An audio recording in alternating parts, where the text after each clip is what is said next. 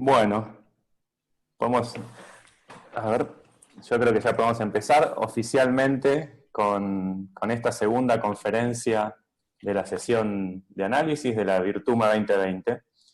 Y es un verdadero placer, de verdad, tener a Jorge hablando para nosotros. Siempre es un placer escucharlo a Jorge. Y le agradezco en nombre mío y de Marilina que haya aceptado participar en esta conferencia. Ahí te veo, Jorge. Pensé que te había sido y tenía que empezar a improvisar.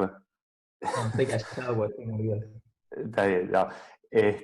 Bueno, Jorge es bien conocido por toda la comunidad de análisis de Argentina, pero déjenme solamente mencionar que es investigador del CONICET en el IAM y profe en la Universidad Nacional de La Plata.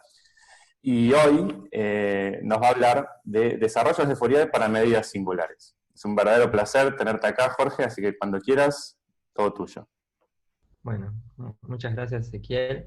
Gracias a vos y a Marilina, en realidad, por haberme invitado. Es un placer para mí poder participar. Agradezco también a todos los organizadores de esta Virtuma, que realmente es un trabajo enorme y está saliendo todo muy bien y nos viene bien a todos. Así que bueno, muchas gracias a todos ellos. Bueno, y gracias a todos ustedes por estar acá tan tempranito. Bueno, como dijo ese, voy a hablar sobre desarrollos de Fourier para medidas singulares. Este, Déjenme empezar recordando algunas cositas, algunas definiciones que van a aparecer varias veces a lo largo de la charla, como son la de base de Riesz y Frames o Marcos. Eh, para eso, déjenme recordar cosas que hemos visto alguna vez en álgebra lineal, o sea, por ejemplo, el concepto de base ortonormal, donde todo elemento de nuestro espacio CD, por ejemplo, se puede escribir como una combinación lineal de esos elementos de la base, y los coeficientes que nos aparecen acá, entonces uno los puede encontrar haciendo el producto escalar con los mismos elementos de la base. Cuando uno pasa a una base un poco más general, que ya no necesariamente es ortonormal, entonces pasa lo mismo, uno puede recuperar todo elemento como una combinación lineal de los elementos de la base. Esta combinación es única, y ahora los coeficientes estos uno los puede obtener haciendo producto escalar, pero ya no con los elementos de la base, sino con los elementos de otra base, que es la que se suele llamar base dual o biortogonal. Y finalmente los sistemas de generadores, donde todo elemento se puede recuperar como combinación lineal de ellos, pero uno pierde esa unicidad. O sea, acá puede haber distintos coeficientes que nos dan el mismo vector B.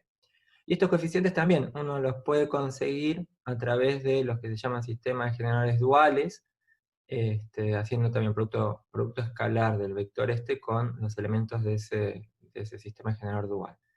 A diferencia de los otros casos, acá hay muchos sistemas de generadores duales. Bueno, esto sería el contexto finito dimensional. Si uno pasa a dimensión infinita, entonces aparece el concepto de base de Riesz, de Markov. Fíjense que básicamente la diferencia es, bueno, aparece acá un infinito, o sea, en vez de tener combinaciones lineales finitas, vamos a tener series.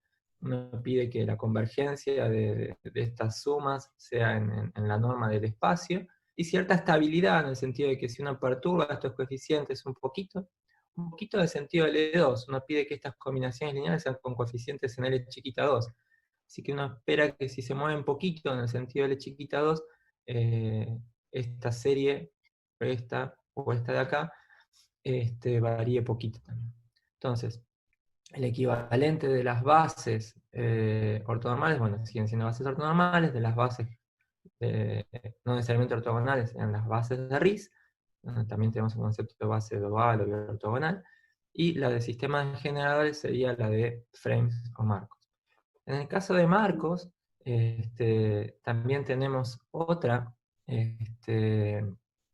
caracterización, que es la siguiente: un sistema de vectores, un espacio de Hilbert, es un marco si y solo si existen constantes positivas, tales que para todo elemento de nuestro espacio de Hilbert, los coeficientes, o sea, estos productos escalares, estas coordenadas, productos escalares de la F contra los elementos... Uy, acá me equivoqué, esto debería ser... Bueno, supongamos que acá son FNs. Contra los FNs, la norma L2 de esos coeficientes está controlada por arriba por la norma del vectorcito este y por abajo también, por la norma del vectorcito este. Esta constante de acá, la que se suele denominar constante de Bessel, y la que nos da la estabilidad o acotación de este operador, que a un vectorcito lo envía a estos coeficientes de acá. Y esta constante de acá tiene que ver con cierta estabilidad a recuperar el vectorcito f a partir de la información que tenemos en estos productos escalares. Uno con estos productos escalares, si agarra uno de esos marcos duales que mencionamos antes, hace la combinación lineal, usando estos coeficientes, puede recuperar la f. Ahora, ¿qué tan sensible es ese proceso de recuperación a perturbaciones de los coeficientes estos? Bueno, eso de algún modo depende de qué tan grande o chiquito sea este coeficiente. Cuanto más chiquito es más sensible a perturbaciones. Cuando estos dos coeficientes A y B son iguales, entonces fíjense que acá se cumple una igualdad, que es la identidad de Parseval, y por lo tanto al marco se lo suele llamar marco de Parseval. Otra observación que para nosotros va a ser muy muy importante es que si vos tenés un subespacio del espacio de Hilbert, un subespacio cerrado, y P sub S denota la proyección ortogonal sobre ese subespacio, fíjate que si agarrás cualquier elemento de ese subespacio y haces esta cuentita, la proyección por ser ortogonal la podés pasar, es autoadjunta, la pasás para el otro lado, y como este elemento estaba en S, desaparece. Entonces te queda que esta cantidad de acá, esta norma L chiquita 2, es lo mismo que esta de acá, está al cuadrado, ¿no?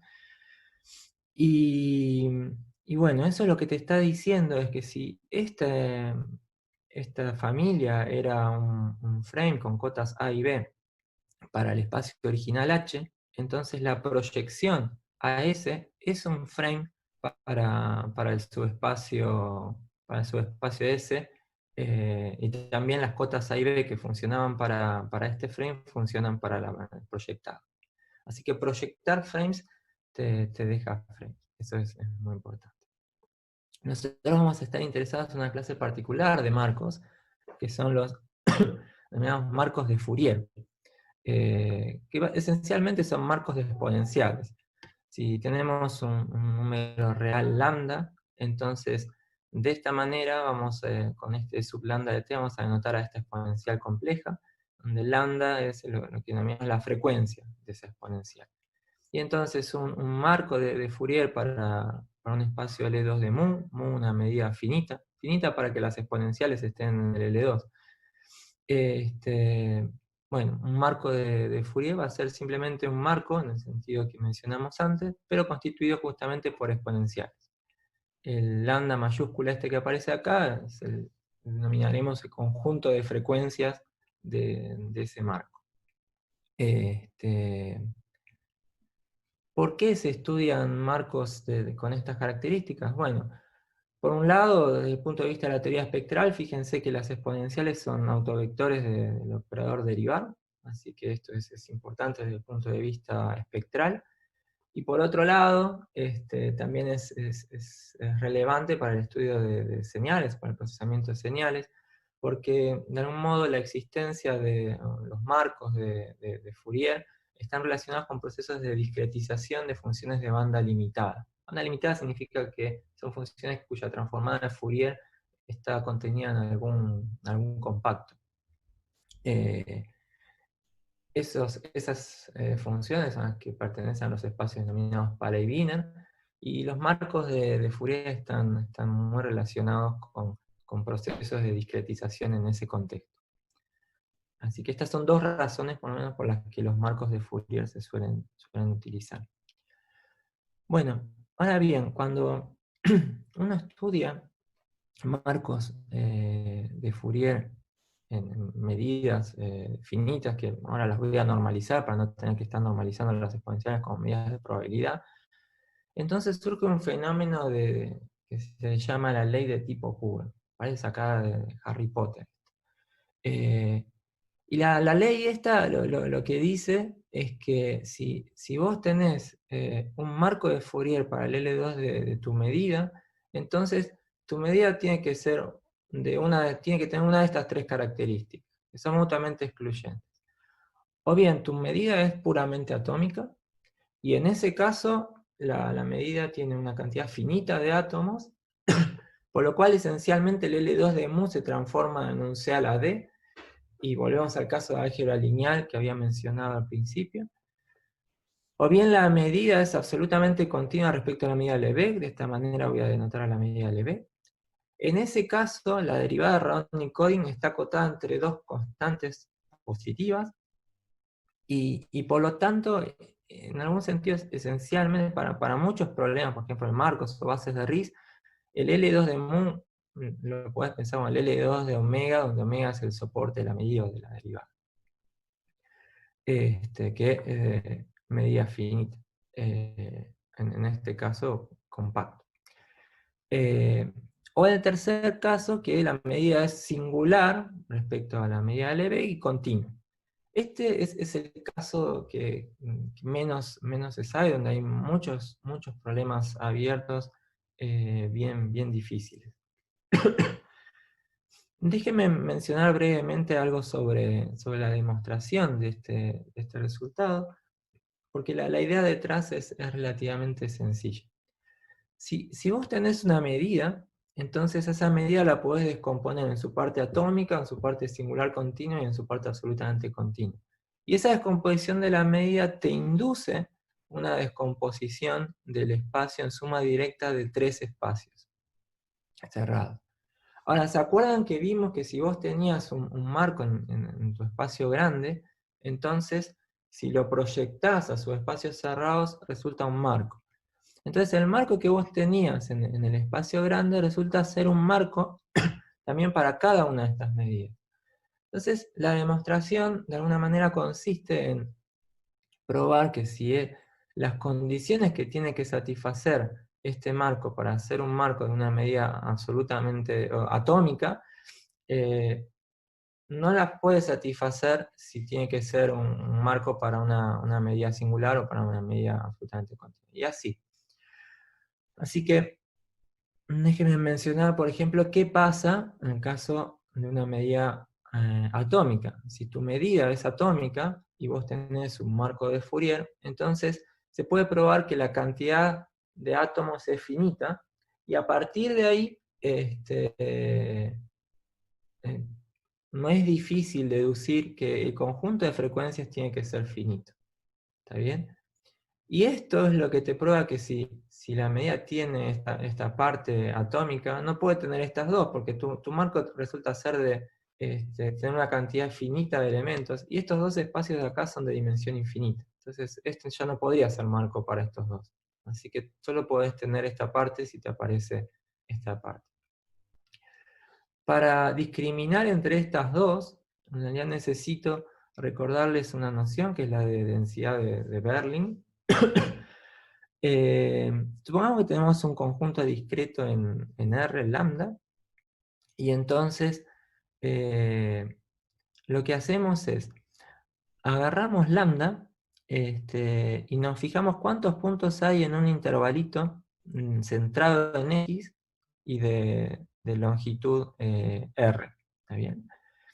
Y contamos cuántos puntitos hay ahí, y eso lo dividimos por la longitud del intervalito a la D, donde D es un numerito entre 0 y 1. Ahora, si queremos definir la densidad superior, lo que hacemos es, bueno, hacemos este conteo para todos los intervalitos de longitud R centrados en distintos puntos de la recta, tomamos el supremo de eso, y después tomamos el límite superior. Y eso es la densidad superior. Si querés calcular la densidad inferior, haces lo mismo, pero en vez de calcular el supremo, calculás el ínfimo. Y tomás un límite inferior.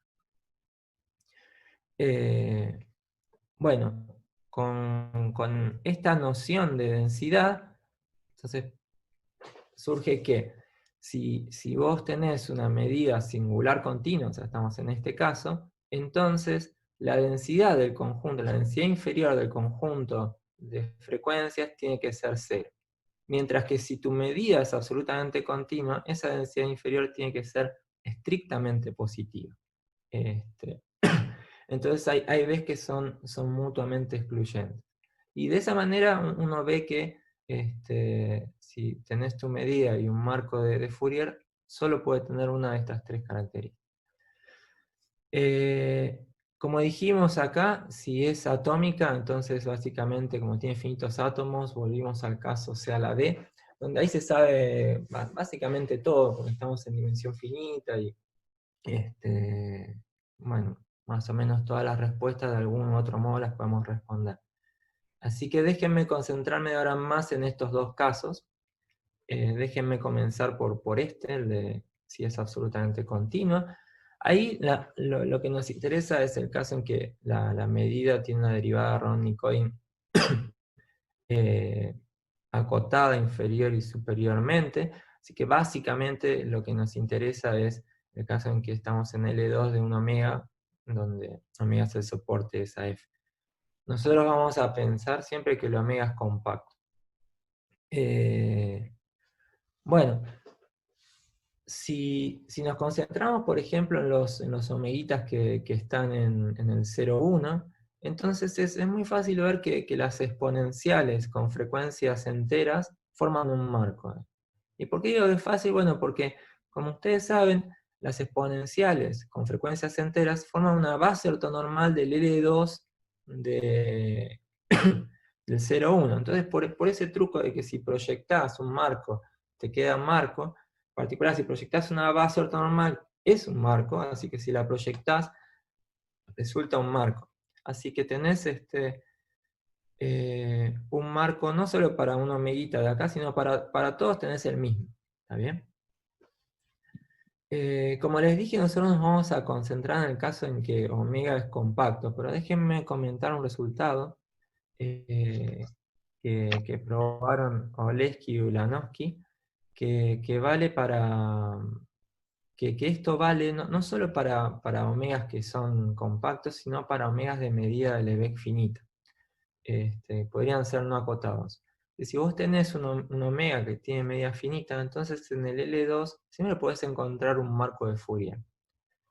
A diferencia de esto, que la demostración vieron que es bastante sencillita, la demostración de este resultado no es tan sencilla y requiere herramientas bastante potentes, como por ejemplo el teorema de Kyson-Singer, una versión matricial del teorema de Kyson-Singer.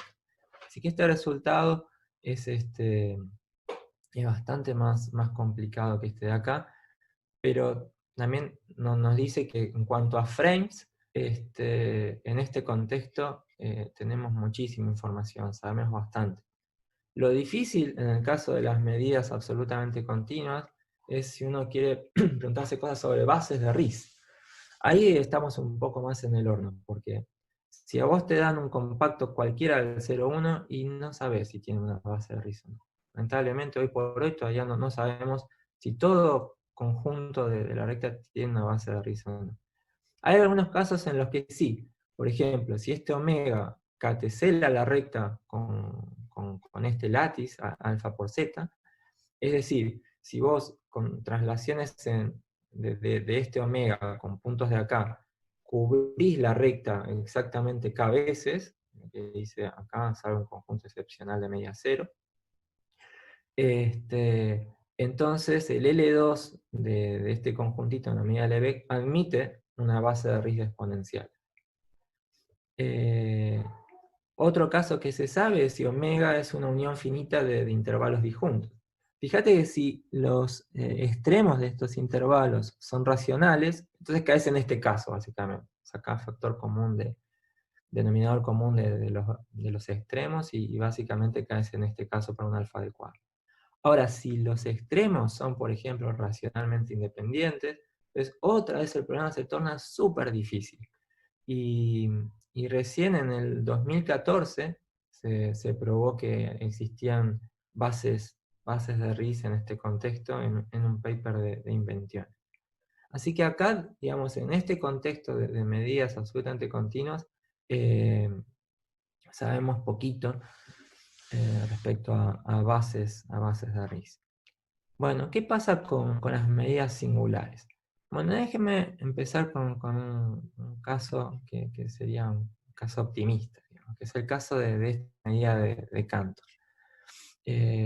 Agarramos, por ejemplo, el 0,1 y vamos a considerar este conjunto de Cantor. O sea, lo dividís en 4 y te quedás con el primero y el tercero, iteramos eso, iteramos ese conjunto de Cantor y la medida de Cantor asociada, ¿sí? Que la vamos a llamar mu4. También la podemos caracterizar de esta manera. Bueno, entonces, Jorgensen y Pedersen probaron que en el L2 de mu4 existe una base ortonormal de exponenciales. De alguna forma este teorema fue el que motivó mucho desarrollo en torno a qué pasaba con marcos de Fourier en el contexto de medidas singulares. Así que déjenme muy brevemente y con muchos gaps comentar la idea de la demostración de este teorema. Déjeme codificar esto de partir en 4 del intervalito 0,1 por medio de Z4. Y esto de quedarte con el primero y el tercero, como quedarte con este subconjunto de Z4, que es el 0,2. ¿Está bien? Acá lo que puse es la matriz de Fourier, sin normalizar. Y bueno, de algún modo quedarte con estos dos significa quedarte con estas dos filas. ¿Sí? Y entonces, si yo quiero buscar una base ortonormal de caracteres, los caracteres vendrían a estar representados por las columnas de esta matriz, ¿verdad? Entonces, si yo quiero buscar una base ortonormal de caracteres en este conjuntito, lo que tengo que buscar son dos columnas en las cuales la matriz que me quede sea ortogonal. Por ejemplo, estas no funcionan. Entonces, acá tendría una base ortonormal de caracteres. Esa base ortonormal, de algún modo, vos la podés extender a una base ortonormal de este conjuntito verde que aparece acá. ¿Qué pasa cuando uno hace un paso más en la construcción? Bueno, fíjate que acá lo que aparece, en este pedacito de acá, es una copia de lo que aparece acá, ¿no? Y en este pedacito es una copia también de lo que aparece acá. Ahora bien, del lado matricial, si vos tenés dos matrices, el producto tensorial de esas matrices uno lo puede representar en una base adecuada por medio de este producto denominado producto de Kronecker, donde ahora la matriz, esta es una matriz de bloques de matrices, y cada bloque es la entrada AIJ de A, por ejemplo, producto la matriz B, ¿está bien? Entonces, ¿qué pasa si vos haces F4 tensor F4? Entonces, en cada uno de estos, en cada una de estas entradas, ahora pasás a tener una copia de toda esta matriz, o sea, una copia de F4, multiplicada por acá por 1, por 1, por 1, acá por 1 menos I, en cada lugarcito multiplicás por el numerito que tenés acá. Pero es básicamente una copia de F4. Si esto lo mirás con muchísima buena voluntad y buena onda, este proceso de acá, del producto tensorial, es muy similar a este de acá. Y de hecho eso es lo que observaron y lo que permite, si acá en este caso sencillo vos podías encontrar una base ortonormal, ¿no? Con el truco del producto tensorial también puedes encontrar una base ortonormal acá. ¿Está bien? Y eso lo puedes ir obteniendo en cada etapa de la construcción. Y bueno, tomando el límite, un límite adecuado, ¿no? Podés conseguir acá un sistema ortonormal de exponenciales. Después la parte que es un poco más difícil es probar que ese sistema ortonormal es realmente una base ortonormal, y eso usualmente se prueba estudiando las propiedades de la transformada de Fourier de esta medida, que en general tiene una linda expresión como producto infinito. Y así se prueba. Este truco se puede usar no solo para el L2 de mu4, sino para muchas otras medidas de Cantor y medidas autosimilares. Pero, si uno cambia el mu4 por el mu3, es decir, pasa al Cantor ternario, la cosa se complica. Y ahí hay una pregunta muy famosa abierta. No sabemos si hay marcos de Fourier ahí. Acá, en este, que es un Cantor que quizás uno más conoce, ¿no? El que está más familiarizado, ahí no se sabe nada sobre marcos de Fourier. Se sabe, por ejemplo, que no puedes tener 3 o más exponenciales mutuamente ortogonales, y eso es básicamente porque la ortogonalidad se refleja en los ceros de la transformada de Fourier, y jugando un poco con eso lo puedes probar. Pero en cuanto dejas la ortogonalidad y te vas, por ejemplo, a base de Riesz o a Marcos, como digo acá, ya no se sabe nada. Entonces fíjense que en este contexto de las medidas singulares, ya en el caso de Marcos estamos como estábamos antes con las bases de Riesz en el caso de las medidas absolutamente continuas. O sea, no podemos saber en algunos casos sencillos, entre comillas, si tienen o no marcos. Entonces, uno se puede preguntar, bueno, en las medidas absolutamente continuas teníamos la noción de marco, que sabemos que todo, todo L2 de una omega tiene un marco. ¿Habrá algo semejante acá en el contexto de las medidas singulares? ¿Habrá una noción un poco más general que la de Marco, o menos restrictiva que la de Marco, que pueda encontrar en cualquier L2 de una medida singular? Bueno, y eso nos lleva a lo que se llaman las sucesiones efectivas. Para definirla, déjenme recordar el algoritmo de Kakmars. Si uno tiene dos subespacios cerrados en el espacio de Hilbert, la proyección a la intersección en general no es el producto de las proyecciones, pero algo que se dio cuenta von Neumann es que si uno hacía ese producto y lo empezaba a iterar, entonces eso sí convergía a la proyección a la intersección. De hecho, si los espacios están bien puestos, la convergencia es bastante buena. Esto que se dio cuenta von Neumann, después se generalizó a más de dos subespacios con la misma idea, y eso lo hizo Halperin. Basado en esto, Kakmars allá por los años 30 ideó un algoritmo para resolver un sistema lineal. Por ejemplo, acá lo hice homogéneo, pero hay algo semejante para los no homogéneos. Fíjate que si vos tenés acá un sistema de estas características, resolver este sistema es encontrar un X tal que estos productos escalares valgan 0, donde A sub 0 es la primera fila de A sub 1 la segunda, y así. ¿Está bien? Entonces eso es equivalente a encontrar un X que viva justamente en el ortogonal del espacio generado por A sub 0, en el ortogonal del espacio generado por A sub 1, y así, ¿sí? Que viva en la intersección de estos subespacios. En algún sentido estamos en esta situación de acá. Entonces lo que hizo Kakmars es básicamente escribir esto de forma algorítmica, ¿sí? Entonces, eso es lo que está escrito acá. El A sub k más 1 lo escribís a partir el xk más 1 lo escribís del xk de esta forma, que básicamente es proyectando cíclicamente sobre los espacios SK, ¿sí? Empezando por un x0 cualquiera. Y eso converge a una solución del sistema. ¿A qué solución? Bueno, por lo que vimos acá, va a converger a la proyección sobre la intersección de estos subespacios de este vectorcito x0. ¿Está bien? Bueno, esto es lo que se conoce como algoritmo de Kakmars, y es lo que da origen a las sucesiones efectivas, a la definición de sucesiones efectivas. Si yo tengo un espacio de Hilbert, y tengo una asociación de elementos del Hilbert de norma 1, entonces hacemos correr dado un X en el Hilbert, corremos una especie de algoritmo de Kakmars, y obtenemos así una sucesión de vectores. Si esa sucesión de vectores converge al X del que partimos, para todo X en nuestro Hilbert, o sea, si esto pasa para cada X de nuestro Hilbert, entonces esta sucesión se denomina efectiva.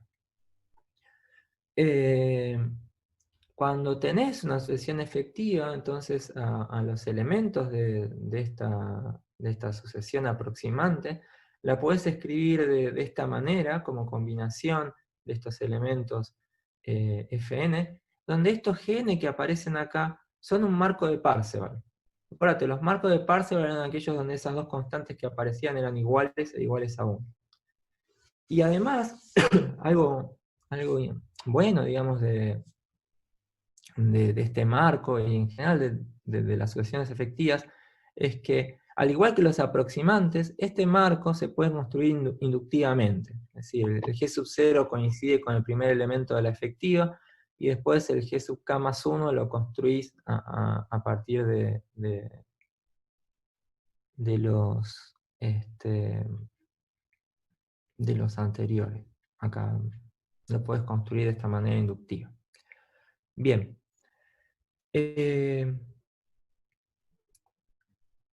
Si tenemos ahora nosotros una medida singular respecto a la medida de Lebesgue, entonces Coipien y Misielski probaron que si vos tomás las exponenciales con frecuencias enteras no negativos, entonces eso es una sucesión efectiva del L2 de mu. ¿Está bien? Así que esto es algo análogo a lo que nos pasaba antes con los frames. Déjame hacer esa comparación.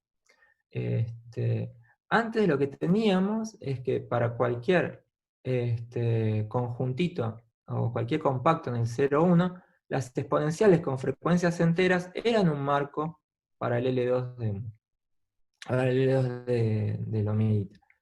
Y eso básicamente se debía a que este espacio lo podés escribir como esta suma directa, y que esto era una base ortonormal del 0,1. ¿Sí? Ahora tenés esta situación, que para cualquier medida singular respecto a la medida Lebesgue soportada en el 0,1, esta sucesión es efectiva en el L2 de mu. Y detrás hay algo análogo a esto que vemos acá, y es que si vos tenés una medida singular respecto a la medida Lebesgue en el 0,1, entonces existe toda una familia de medidas indexadas por el 0,1 también, que son mutuamente singulares, y singulares a su vez respecto a la medida Lebesgue, de modo que la primera, la mu sub 0 es la mu que tenías, y que la medida Lebesgue la puedes desintegrar como una integral, o la puedes escribir como una integral respecto de estas medidas. ¿Sí? O sea, estas las puedes desintegrar, la medida Lebesgue la puedes desintegrar en estas medidas más chiquitas. Entonces, eso sería un análogo, esto que está acá en naranja sería un análogo a esta descomposición de acá. Solo que en vez de tener una suma directa, eso induce a una especie de integral directa. Y esto de la bond de acá pasaría a esta parte de acá, en que estas exponenciales, si vos las pensás ahora, si identificamos el 0,1 con el toro, y las identificás con los monomios, entonces eso forma una base ortonormal del Harding. Entonces eso sería lo análogo a esto. Bien. Ahora, fijémonos, cuando estábamos en el caso de los compactos en el 0,1, dijimos, bueno, este es un marco para todos ellos, ¿sí? Ahora bien, si este omeguita tiene medida muy chiquita, o bueno, en realidad para cualquier omeguita, uno puede encontrar un marco cuyo conjunto de frecuencias tenga densidad muy cercana a la medida del omega. ¿Está bien? Fíjate que que estamos considerando acá, el conjunto de frecuencias es z, que la densidad unidimensional, digamos acá cuando d es 1, la densidad de esto es 1.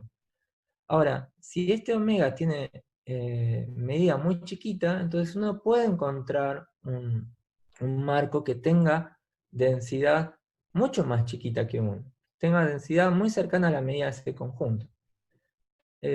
Claro, acá este marco lo que pasa es que sirve para todos los omeguitas que están contenidos acá. Entonces, no solo para los que tienen medida chiquita, sino para los que tienen medida cercana a 1 también. Pero entonces uno se pregunta, ¿qué pasa si uno restringe su mirada a conjuntos que tienen medida más chiquita? Bueno, como consecuencia de unos resultados que probaron Oleski y Ulanowski, y después independientemente Mattei y Meyer, uno ve que si uno agarra un eta entre 0 y 1, entonces existe un conjunto de frecuencias que tiene densidad superior e inferior iguales, densidad de dimensión 1, fíjense, iguales e iguales a este eta, de modo tal que este marco, esta sucesión de exponenciales es un marco para todos los omeguitas del 0,1 compactos y tal que, perdón, y tal que su medida de Lebesgue sea menor que este.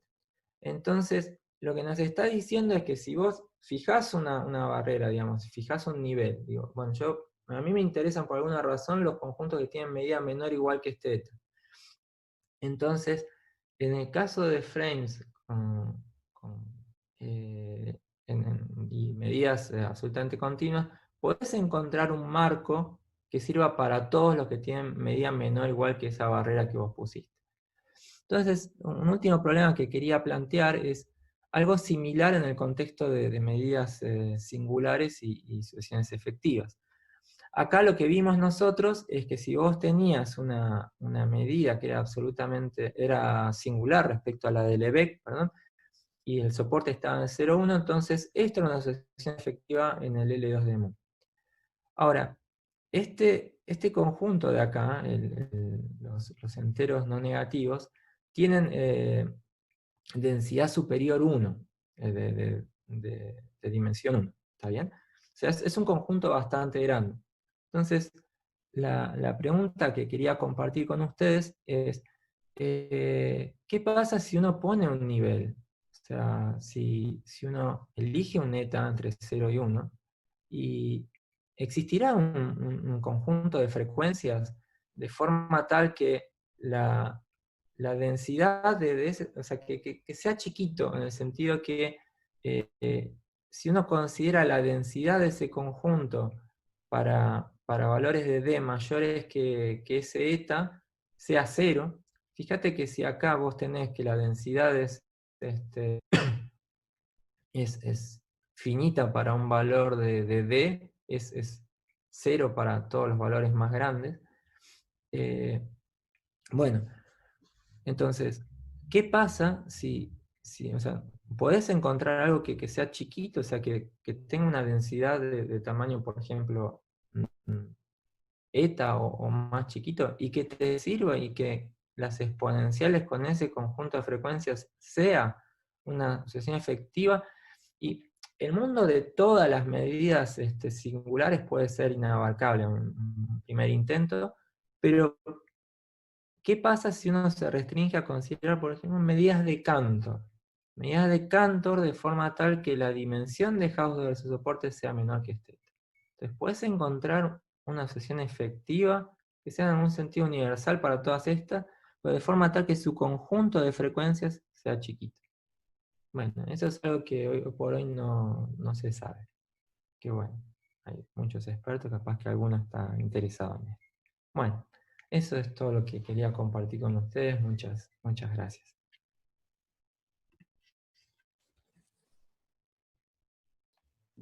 A ver, muy bien. Bueno, muchas gracias, Jorge. Invito a todos a abrir sus micrófonos y aplaudir, a ver si logramos algo presente.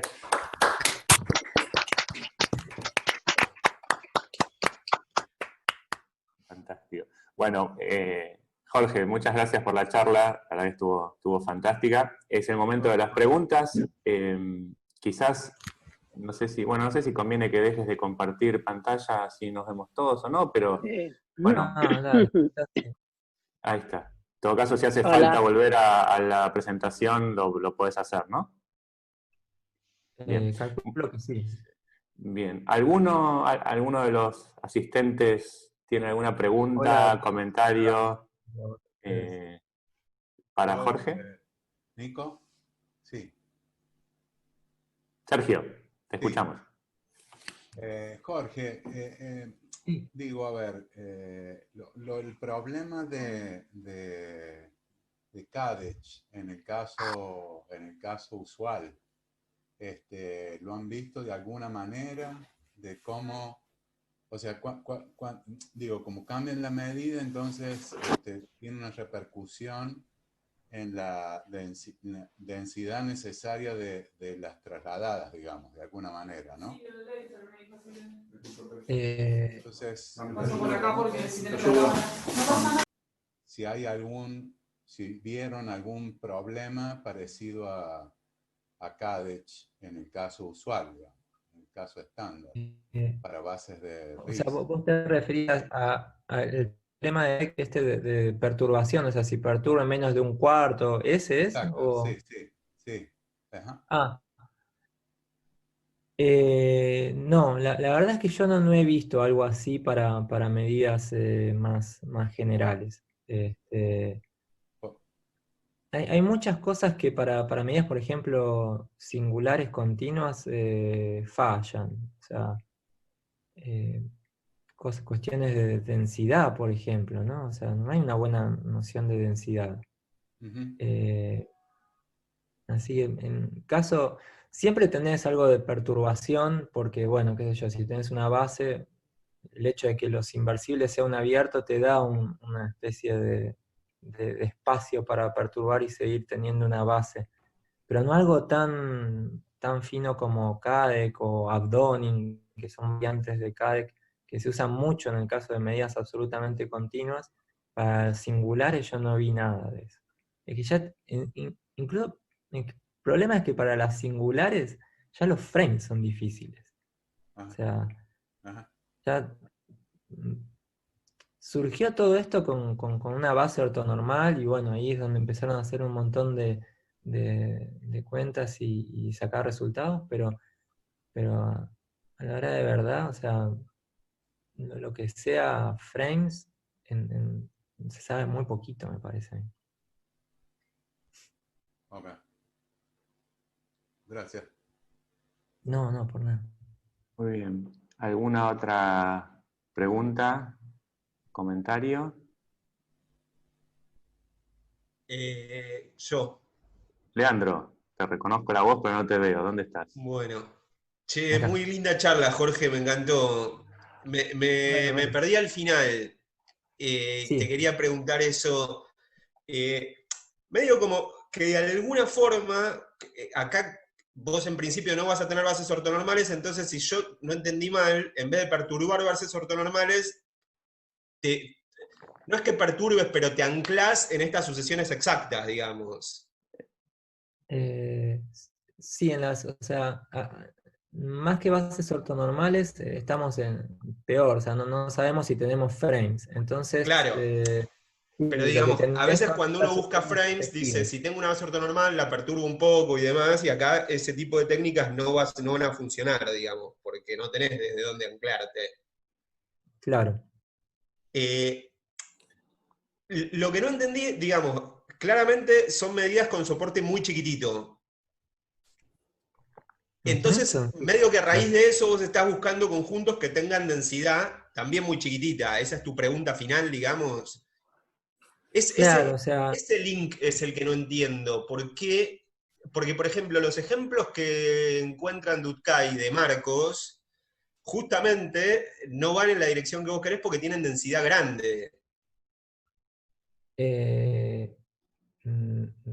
no, va al revés, o sea, va en la dirección, porque si, ya que mencionas a Durkheim, vos fíjate que de alguna manera ellos prueban que, también bajo ciertas condiciones, si vos tenés en un conjunto que es autosimilar un marco, entonces lo que se llama la dimensión de Berlin del conjunto de frecuencias tiene que ser más o menos como la medida de Hausdorff de tu conjunto.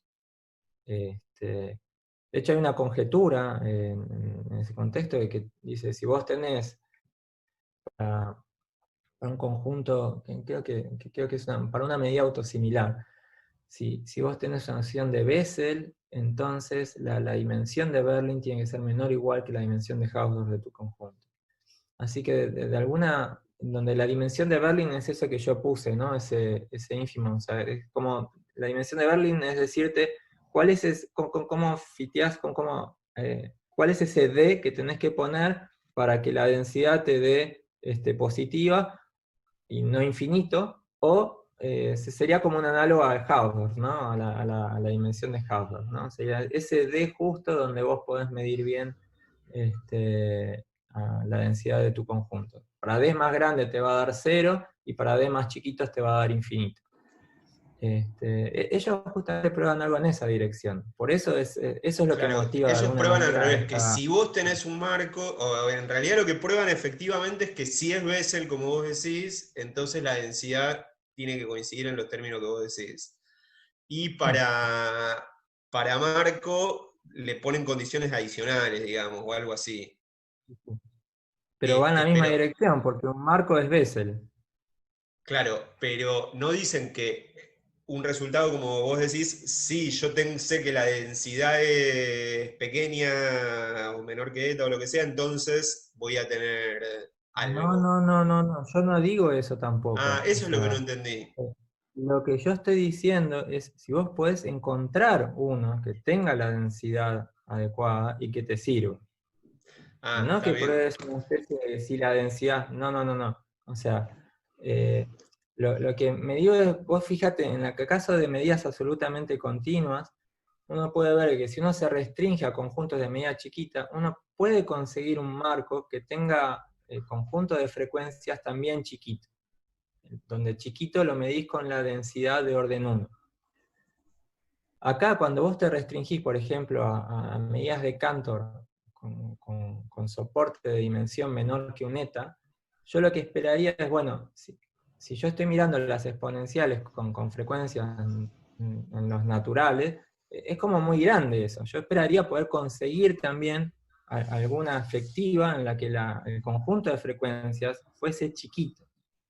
¿Y qué significa chiquito? Significa que tenga una densidad, tenga densidad 0 para todo D mayor que eta, y en eta, en eta no sé qué puede pasar, pero para más chiquitos que eta, o digámoslo así, de eta en adelante que valga 0. Entonces eso de alguna manera me dice que el conjunto sea chiquito, y que las exponenciales con esas frecuencias sean efectivas para esos conjuntos de Cantor de dimensión pequeña, digamos. Pero no digo que Está bien, como vos decís, restringirse la búsqueda a por lo menos una solución efectiva, dentro de estos que tengan claro, dimensión de Berlin pequeña. en vez de tomar todos los enteros no negativos, si vos podrías tomar un conjunto más chiquito, si es que a vos no te interesan todas las medidas singulares en el 0,1. Si te interesan todas las medidas singulares del 0,1, y estás medio frito, porque vas a tener medidas singulares muy grandes también. Entonces, es bastante óptimo el resultado. Ahora, si por alguna razón vos te querés concentrar en medidas de Cantor, por ejemplo, que sean pequeñas, en el sentido de que su soporte tenga medida de Hausdorff menor que un eta, entonces, la pregunta es si vos no podrías encontrar algo común para todas esas medidas y que el conjunto de frecuencias sea chiquito. ¿Está bien? En ese sentido va la pregunta. Bien, muchas gracias. Ezequiel, ¿puedo? Hugo, para que me pongo la cámara. Hola Hugo, ¿qué tal? Hugo, muéstrate. Hola, Ahí Hugo. está, ahí tenemos. Ahí está, me muestro. Hola. ¿Qué tal? ¿Cómo estás? Sí, por supuesto. Jorge, querido, qué lindo despertarse, es como escuchar Bach a la mañana, ¿no? Te despertás y la voz de Jorge te hace bien a la circulación, al corazón, todo. Es un capo. Gracias, Jorge. A la noche mejor, porque te hace dormir. No, yo dije buenísimo. Escúchame, una pregunta. Cuando vos mirás, restringís las medidas que estuviste considerando a su soporte, por ejemplo, las de los ejemplos, la MU4, la MU3, etcétera, ¿no? Las tipo cantorianas. Cuando restringís a su soporte, el soporte con esas medidas es de Alford, es un espacio, diría Macías, que anda por ahí, normal. O sea, son espacios de tipo homogéneo, ¿verdad? Todas tienen la doubling y más que eso. O no, no sé si todos los ejemplos. Es la de formación profesional, perdón, pero te consulto.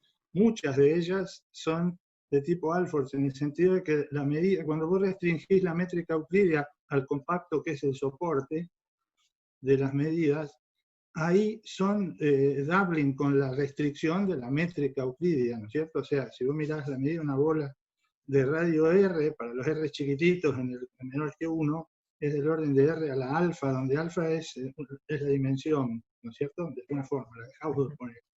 Con lo, pregunta, adentro de esos, eso es cierto, esa no es la pregunta, adentro de eso se pueden construir bases ortonormales de Haar. Ahí se puede construir directamente bases ortonormales de tipo Haar, donde vos mirás, haces qué sé yo, lo clásico, digamos, pero restringido a la... ¿Ustedes escuchan bien? Restringidos Sí, restringidos al compacto ese. El otro día escuchamos en Animales, hubo una charla de Gustavo Garrigós, en el cual ellos caracterizan, no sé, algunos tal vez los estuve escuchando, Gustavo, caracterizan espacios de besos, la teoría de espacios funcionales, pero hay un truco adentro, un truco más que un truco, un tremendo teorema, me parece que es de comparación, de caracterización con bases de Haar en el caso clásico. Y unas cuentas muy finas son las que les dejan pasar de Fourier a Haar de alguna forma, estimando muy bien algún error, alguna cosa como esa. Pensaba que tal vez se pueda ir por algún lado así. Hay bases ortonormales naturales en muchos ¿cómo se dice? En muchos soportes de las medidas esas. A veces, no estoy seguro que sea siempre, pero al menos en las que son autosimilares por los teoremas esos de Mosco, Hutchinson, etcétera, pueden verse como espacios con una medida y la métrica usual restringida que son duplicantes. Por lo tanto, con eso basta para tener una base ortonormal rústica, digamos, no es de Fourier. Pero hay argumentos como recientes de aproximación de las bases de Haar por bases de Fourier. O sea, uno cambia escala por frecuencia, digamos, más o menos, ¿no? Y ese tipo de cosas, tal vez, se me ocurre, podrían tener algún sentido, no lo sé, ayudar a usar técnicas de análisis armónico más, son cuentas muy finas, ¿no? Los lemas que Gustavo prueba. Cosas de Gustavo Garrigós y algunos otros, se puede buscar a ver si... Sí, las voy a mirar, ya me las anoté, mirá, yo la verdad es que no sabía eso. Es como que ellos prueban que las bases de Haar también caracterizan los espacios de Bezoff. Y cuando vos ves eso en el medio decís como, pero esas son muy rústicas, que yo lo mismo lo logran, porque logran estimar bien, los espacios de Bezoff definidos en términos de Fourier, ¿no es cierto? Entonces como que hay una idea de cuán lejos están unas de otras que a lo mejor no sirve para nada, pero bueno, uno estudia.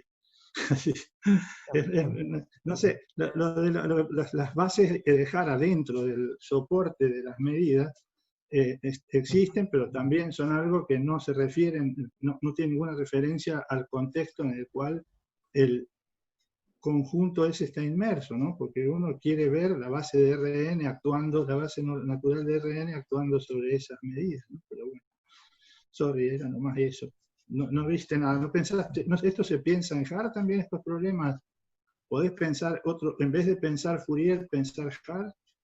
O sea, tomar la Haar común del intervalo 0,1 y mirar las medidas soportadas ahí, por ejemplo. Bueno, yo de eso no he visto, ya te digo, o sea, un poco la motivación de considerar la de Fourier viene por las cosas que esto de teoría espectral. Claro, sí, hay mucho. No la había, no lo vi yo probablemente haya cosas, pero yo no las conozco, digamos. Jorge, pero gracias, bueno, lo de Garrigós, o sea, eso no lo había visto, porque en muchos casos, o sea, no sé si para todas las medidas singulares, pero muchos citan ese Haar, y capaz que eso puede servir para encarar algunos de estos problemas. Lo voy a chusmear. Gracias por la charla, Jorge, excelente siempre. No, gracias a vos por contarme. Muy bien. ¿Algún otro comentario o pregunta? Mientras piensan, ¿me escuchan, no? Sí, creo que sí. Mientras piensan, le pregunto a Gastón cómo estamos con respecto al uso del aula, si tenemos que salir corriendo o nos podemos quedar charlando. Sí, lo bueno es que pueden salir sin molestar a los que entran ahora, porque a las 10 tenemos estadística. No es como la UMA presencial que cuando salen y entran en lío, se llevan puestas las mesas. Esto anda bien. Por suerte, tiran el mate. Está muy bien, perfecto. Buenísimo que Bueno. pudieron usar toda la hora y buenas preguntas, muy buena charla, Jorge. Gracias, Gastón. Y buena interacción tienen esta sesión. Muy bien, muy bien. Bueno, muchas gracias, Jorge, de nuevo. No. Me sumo a las felicitaciones, la charla estuvo muy buena, muy ilustrativa, muy fácil de seguir para los que no somos expertos en el tema, así que mis felicitaciones. Y muchas gracias a todos los que participaron de la reunión y vinieron a asistir a la conferencia, y los invito ahora sí a despejar la sala, porque tenemos a la gente de estadística